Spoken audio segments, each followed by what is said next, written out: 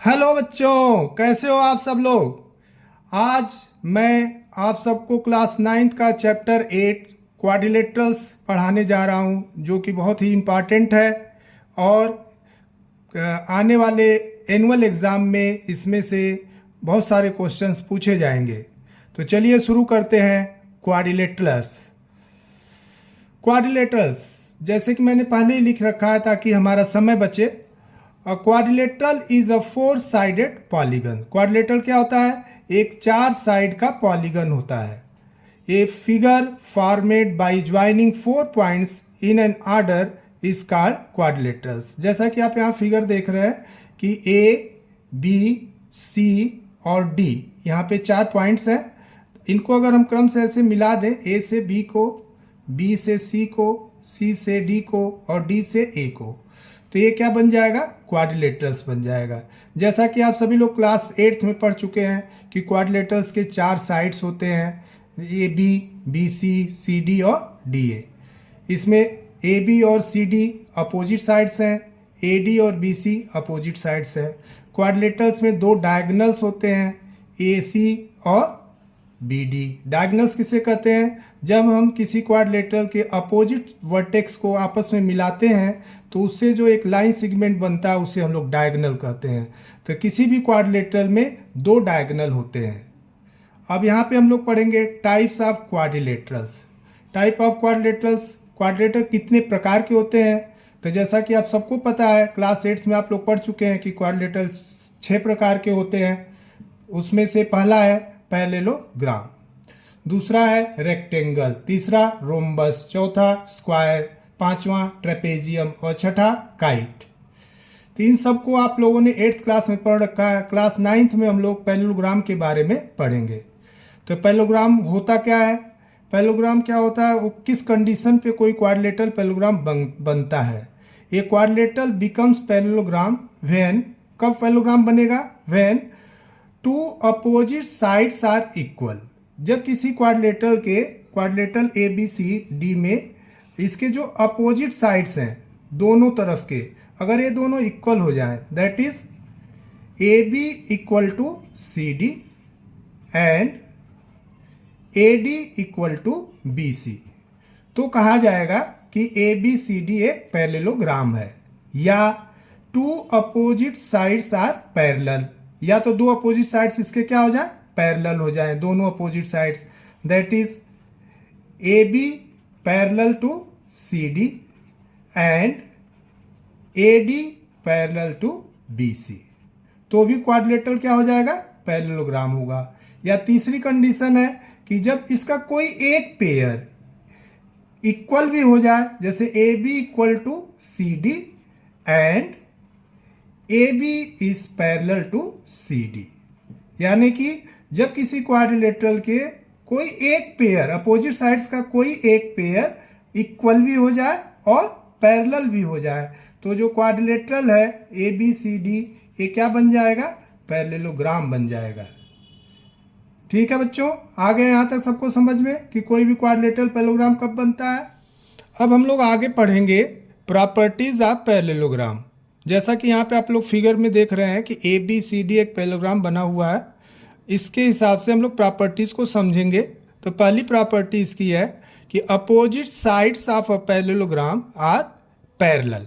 ये पैरेलल का सिंबल है, पैरेलल ना लिख के ऐसे सिंबल में भी हम लोग लिख सकते हैं।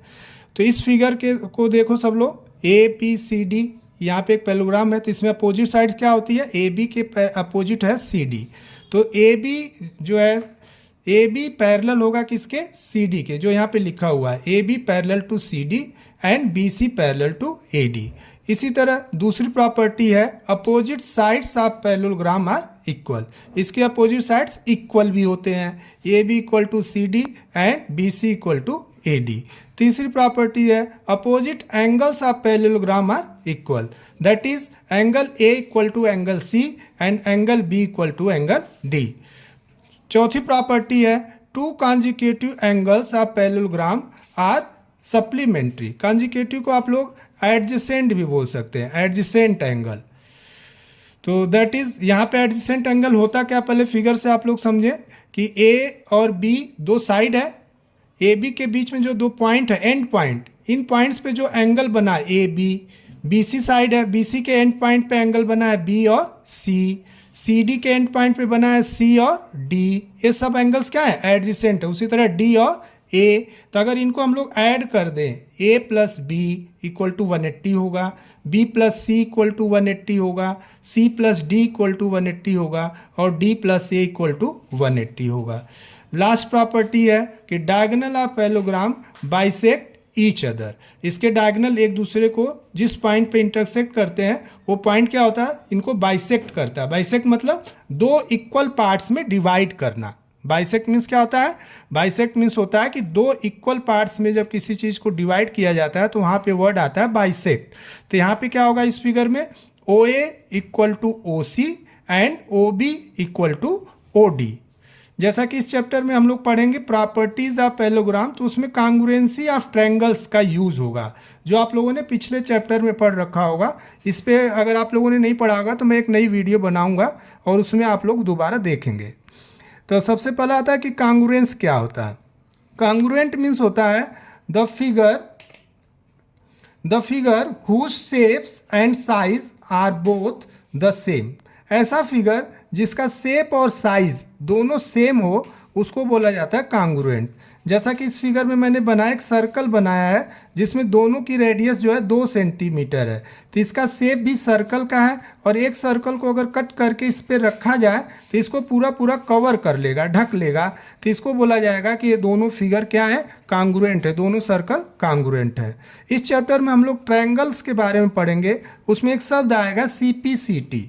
सीपीसीटी क्या होता है, जब किसी को दो ट्रायंगल्स को हम कांग्रुएंट कर देते हैं तो सीपीसीटी का यूज़ करके उसके जो करस्पॉन्डिंग पार्ट्स होते हैं उनको भी इक्वल कर देते हैं। तो सीपीसीटी का फुल फॉर्म है corresponding parts of congruent triangles. इसका यूज करके बहुत सारे क्वेश्चंस को सॉल्व किया जाएगा। तो कहीं पे सीपीसीटी लिखा जाएगा तो उसको आप लोग समझेंगे corresponding parts of congruent triangles. अब ट्रायंगल कांग्रुएंट कैसे होते हैं उसको मैं आगे आपको यहाँ पे लिखा हुआ हूँ, उसको समझा रहा हूँ। क्राइटेरिया फॉर कांग्रुएंस ऑफ ट्रायंगल, कोई भी ट्रायंगल कांग्रुएंस कब होता है, तो कांग्रुएंसी हमेशा दो ट्रायंगल्स के बीच में कंपेयर किया जाता है। तो सबसे पहली क्राइटेरिया है साइड साइड साइड, यानी अगर दो ट्रायंगल हम लोग बना लें ए बी सी और एक दूसरा ट्रायंगल बना दे रहा हूँ मैं पी क्यू आर। अब इस ट्रायंगल में यदि A B equal to P Q के हो गया, बी सी इक्वल हो गया किसके, बी सी इक्वल हो गया क्यू आर के, और सी ए इक्वल हो गया किसके, पी आर के, तो बोला जाएगा कि ट्रायंगल जो है ए बी सी ये कांग्रुएंट का सिंबल है, जैसे कांग्रुएंट लिखने का सिंबल है ट्रायंगल पी क्यू आर के। किस प्रॉपर्टी से हुआ, बाय साइड साइड साइड। इसी तरह से दूसरा है साइड एंगल साइड। इसको ज़्यादा डिटेल में इसलिए नहीं पढ़ा रहा हूँ मैं क्योंकि आप लोग इसको ट्रायंगल चैप्टर में पढ़ चुके होंगे।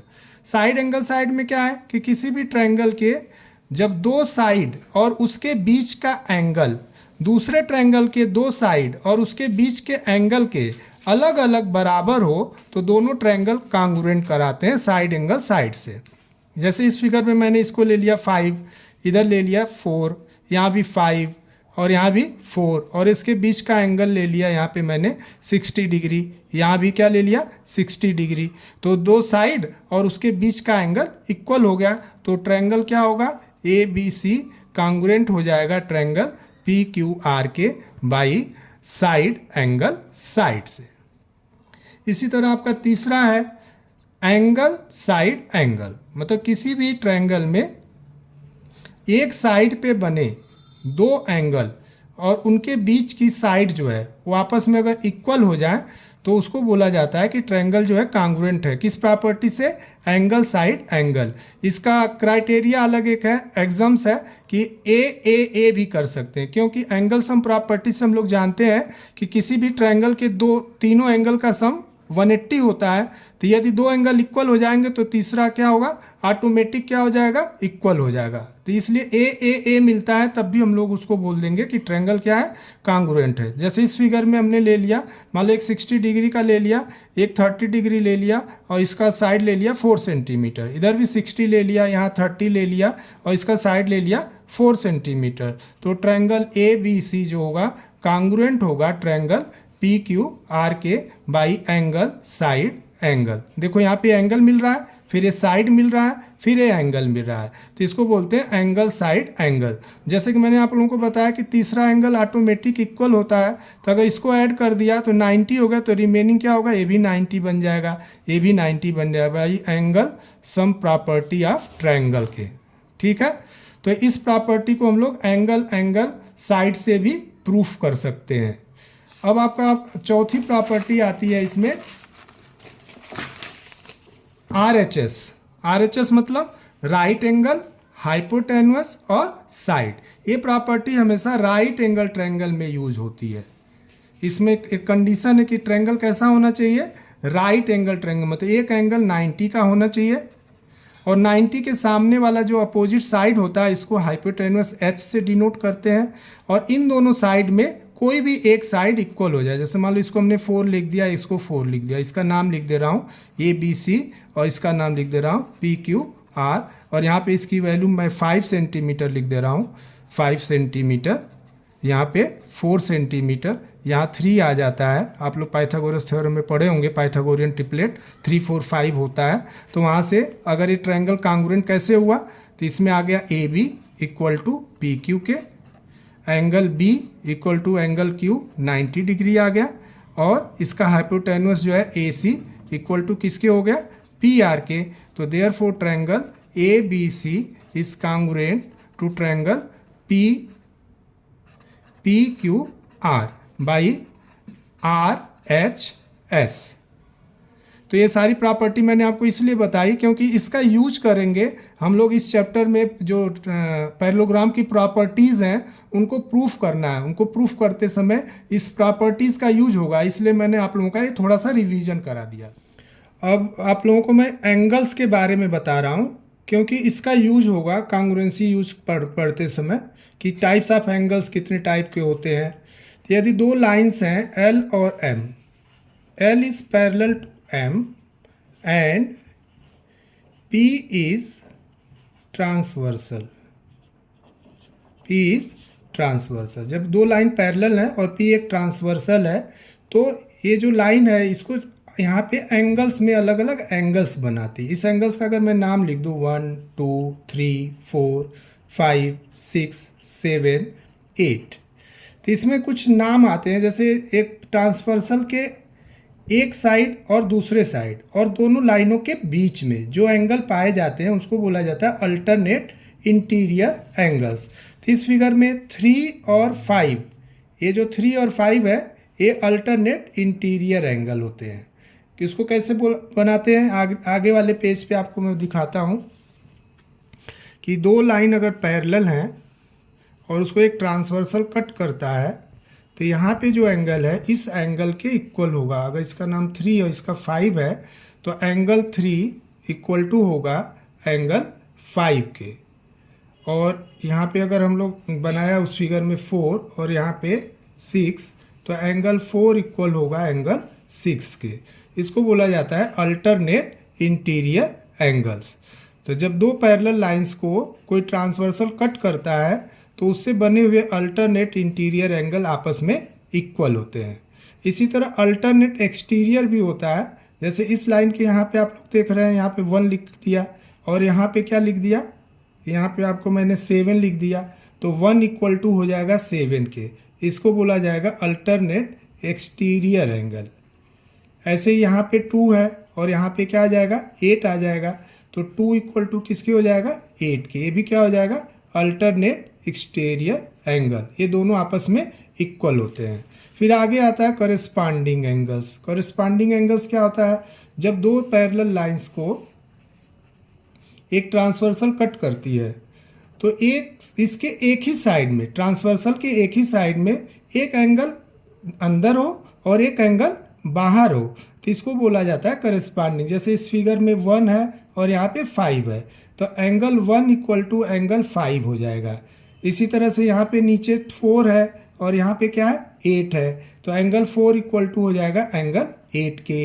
इधर आ जाइए, इधर हो जाएगा 2 इक्वल हो जाएगा 6 के, एंगल 2 इक्वल टू एंगल 6 के। ऐसे यहाँ पे एंगल 3 बन जाएगा और यहाँ पे क्या बन जाएगा, 7 बन जाएगा, तो एंगल 3 इक्वल टू हो जाएगा एंगल 7 के। ये सभी क्या है, करस्पॉन्डिंग एंगल्स हैं। करस्पॉन्डिंग एंगल्स आपस में कब इक्वल होते हैं, जब ये लाइंस क्या हो, पैरेलल हो। जब लाइंस पैरेलल होंगी तो करस्पॉन्डिंग एंगल्स इक्वल होंगे। उसी तरह फिर आगे आता है को इंटीरियर एंगल। को इंटीरियर एंगल किसे कहते हैं, उसको पहले समझिए आप लोग। जब कोई लाइन है दो और उसको एक ट्रांसवर्सल कट करता है, तो इसके एक ही साइड में और दोनों एंगल अंदर की तरफ बने हो, और जो ट्रांसवर्सल है ट्रांसवर्सल के एक साइड में हो। जैसे इस फिगर में 4 और 5 है, तो को इंटीरियर की क्या प्रॉपर्टी होती है कि इनका जो सम होता है, सम ऑफ को इंटीरियर एंगल इज 180 डिग्री होता है। वैसे इधर देखिए 3 है और यहाँ पे क्या है, 6 है, तो एंगल 3 इक्वल टू किसके हो जाएगा, एंगल 6 के। प्लस करेंगे, इक्वल टू नहीं, प्लस, इक्वल टू 180 डिग्री। इसी तरह आगे आता है वर्टिकली अपोजिट एंगल।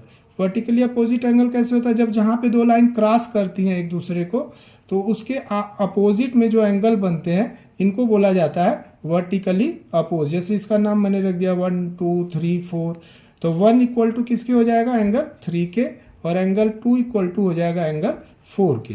ये बन गया आपका वर्टिकली अपोजिट एंगल। तो अभी तक हमने क्या पढ़ा, अभी तक हमने पढ़ा अल्टरनेट इंटीरियर एंगल क्या होता है, करस्पॉन्डिंग एंगल्स क्या होता है, को इंटीरियर एंगल क्या होता है, और वर्टिकली अपोजिट एंगल्स क्या होता है। एक बार दोबारा से जल्दी जल्दी रिवीजन कर लेते हैं कि जब दो पैरेलल लाइंस को कोई ट्रांसवर्सल इंटरसेक्ट करता है, तो उससे बनने वाले अल्टरनेट इंटीरियर एंगल आपस में इक्वल होते हैं, अल्टरनेट एक्सटीरियर एंगल आपस में इक्वल होते हैं, करस्पॉन्डिंग एंगल आपस में इक्वल होते हैं, सम ऑफ को इंटीरियर एंगल 180 डिग्री होता है, और vertically opposite angle are always equal. अब अगली वीडियो में मैं आपको चैप्टर 8 क्वाड्रिलेटरल्स, जो चैप्टर 8 9th क्लास का चैप्टर 8 है, उसकी थ्योरम्स पढ़ाऊंगा। जैसे इसमें थ्योरम्स है, उसमें प्रूफ करना है। तो अभी तक जितनी चीज़ें मैंने पढ़ाई, ये सारी चीज़ों को आप लोग रिवीजन करिए, पढ़िए, क्योंकि इन सब का यूज़ करके उस थ्योरम को हम लोग प्रूफ करेंगे। थैंक यू, धन्यवाद।